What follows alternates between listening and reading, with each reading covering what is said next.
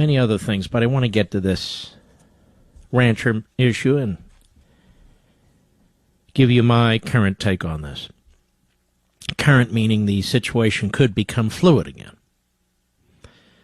The Washington Compost actually had a pretty decent outline of what has transpired over the years, and I'm going to fill in the gaps as well. But I hope you'll take a moment to listen to this, because you hear people saying, well, this guy Bundy owns all this land, owes all this money, won't get off the land. Okay, I get that, but let's get some facts straight. Number one, it is federal land. That is not in dispute. Number two, there are different kinds of federal land. There are different kinds of federal land.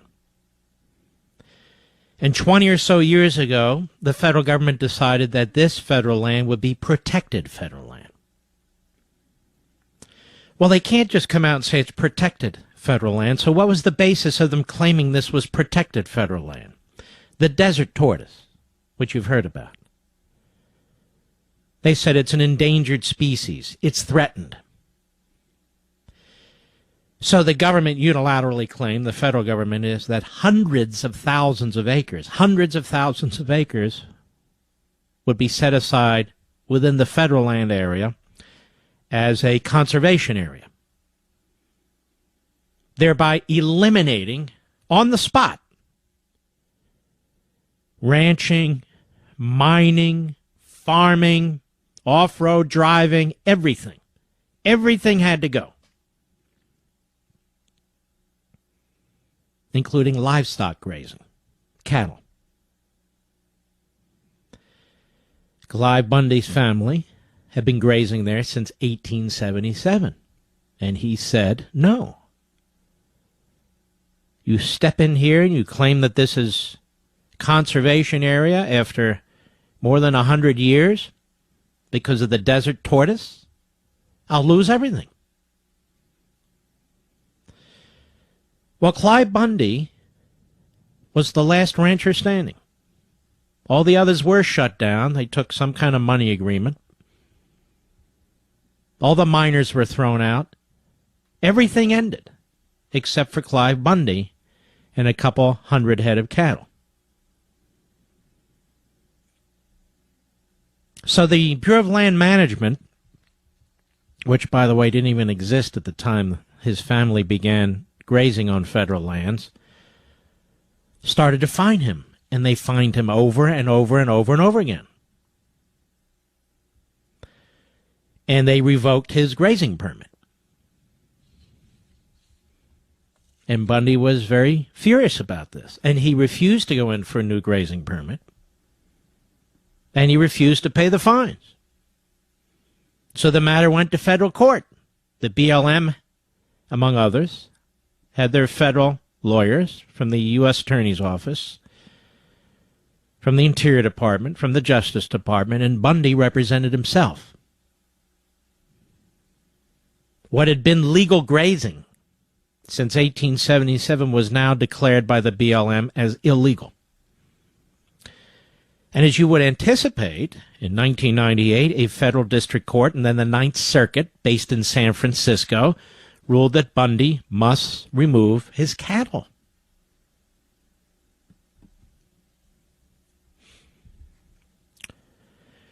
Now let's dial it up without all the other details, some of minor consequence. April 2012.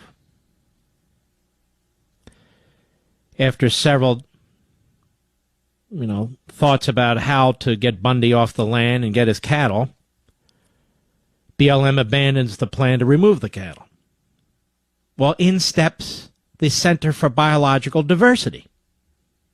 This is important. Bookmark that mentally. They threatened to sue the BLM, to force the BLM to remove Bundy's cattle. The following month, the BLM then asks a federal court to issue an injunction against Bundy to stop him from grazing. So the BLM was going to give up 2 years ago.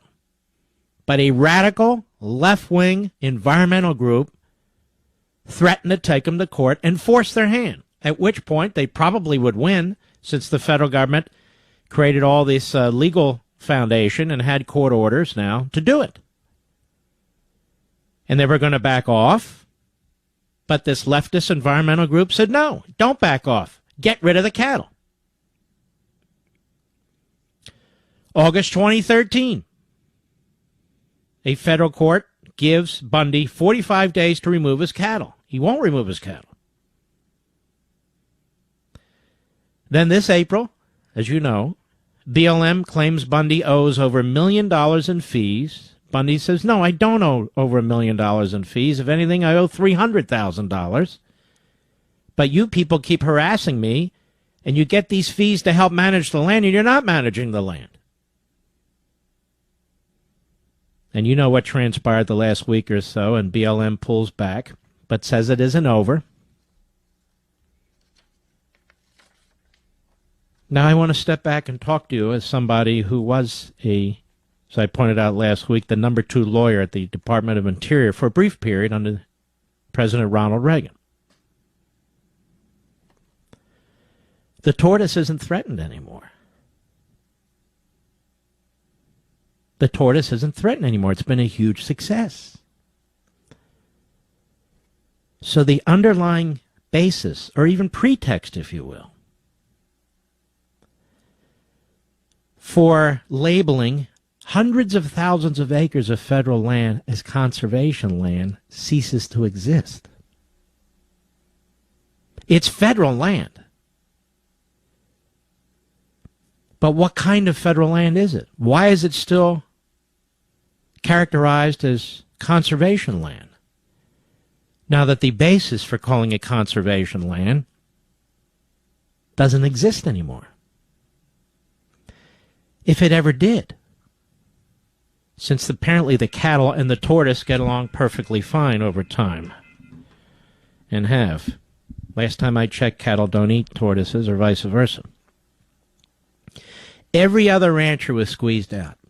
Every other human activity, for the most part, was squeezed out in these hundreds of thousands of acres, but Bundy won't move. Now let's step back and take a look at this more broadly. There's this push in this country through the Interior Department, the EPA, even through NOAA, variety of other departments and agencies and offices.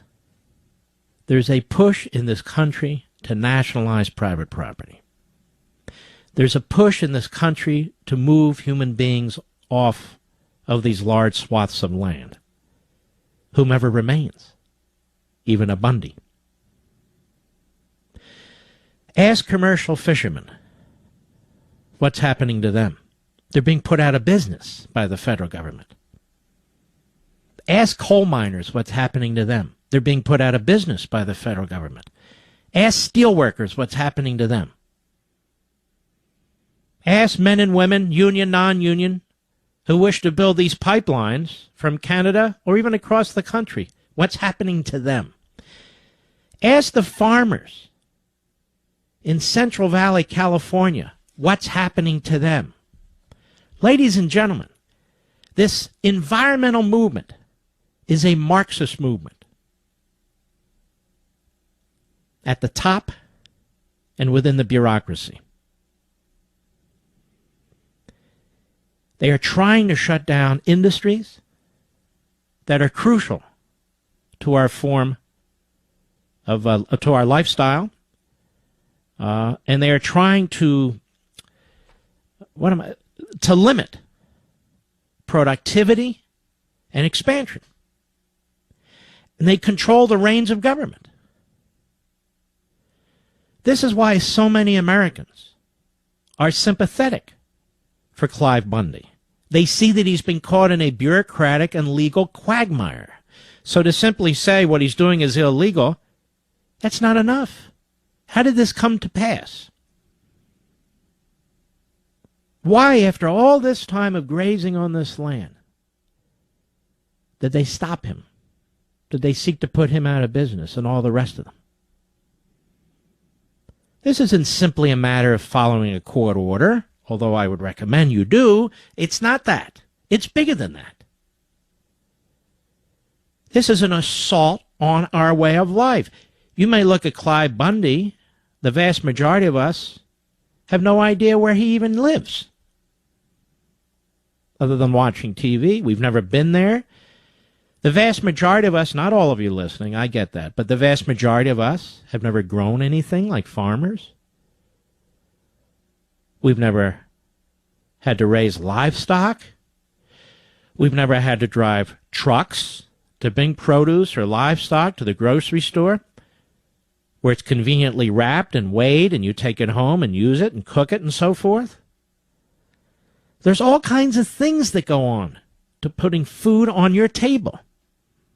There's all kinds of things that go on when you flick that switch and the light comes on. There's all kinds of things that go on when you say, you know what, I'm not going to eat meat, I only eat fish. Somebody has to catch it and process it and preserve it and transport it and present it. And this entire system is under assault. It's under attack. Through federal regulations, through federal agencies and federal departments. And they're being pushed and prodded by organizations on the left, by politicians on the left, and by bureaucrats who've weaseled their way into the federal bureaucracy to use regulations to attack these enterprises, to attack these individuals, to attack this way of life. That's why people are furious. Meanwhile, if you want to build a massive solar energy farm, and by the way, that's what's required, a massive amount of land in the middle of the desert where the tortoise is, or if you want to build wind turbines, and you need a hell of a lot of them to make a difference, even mass transit cutting through a desert, you're going to have a hell of a lot easier time. So my question is this to the BLM. Now that we know the desert tortoise is no longer endangered, why don't you stop treating this land as conservation land and let the ranchers back on and their cattle and everybody else? Because the original basis for the classification doesn't even exist anymore. But they won't do it. No. Instead we'll be told, the rule of law, baby! I'm not against the rule of law, but I'm also not in favor of the abuse of power. I'll be right back. Mark Levin.